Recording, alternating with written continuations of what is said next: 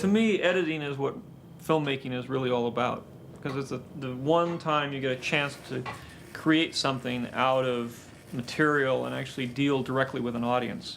All the other times you're sort of generating material or supplies. It's like making a film is like buying lumber or cutting down trees and making wood out of it, where editing is like actually constructing a house. I mean, you actually can see it, you can see what you're doing and deal with it. Everybody says, you know, well, the script doesn't work, but we'll fix it later.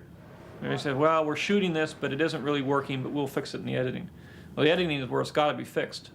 If it doesn't work there, the movie doesn't work. So that's, to me, the most exciting part.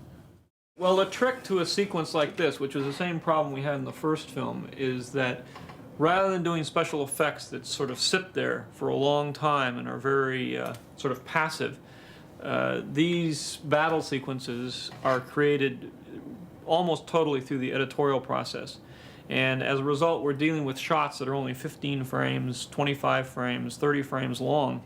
And in order to understand how fast the movement should be, what the shot should be, what the direction should be, and how it should work together in a montage fashion. On the first film, we took stock footage from old documentary footage from World War II, air battles and things, and cut that together. And I cut that together before I even started the special effects. This battle in this film is much more complicated and more specific. It's not just an aerial sort of dogfight. It's a very complicated ground battle. And so we've had to shoot little animated storyboards, take the storyboards and animate them very quickly. We call them animatics. They would do 3 or 4 a day. I would look at them, change them, they'd redo them, and then we get them down to where they're almost right. Then the people on the floor shooting the special effects would have something to go by. They know exactly how long it should be, what it should look like, what the movement should be, and all that sort of thing. The animatics don't really come into play until the first unit is shot. We have the pilots, we run through, there's like pilots that were shot blue screen, and then animatics, and then footage that was shot in Norway.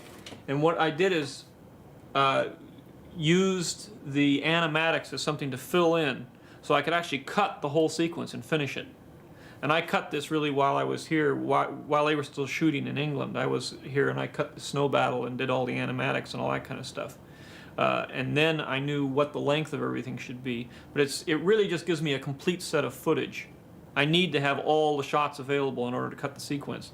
And since many of the shots in this sequence won't be done until next, a week or 2 before the film is going to be released, there would be no way of cutting it and doing sound effects and figuring out what had to happen and how the movement works. So this is just a sort of an expedient way of being able to cut the film before it's shot.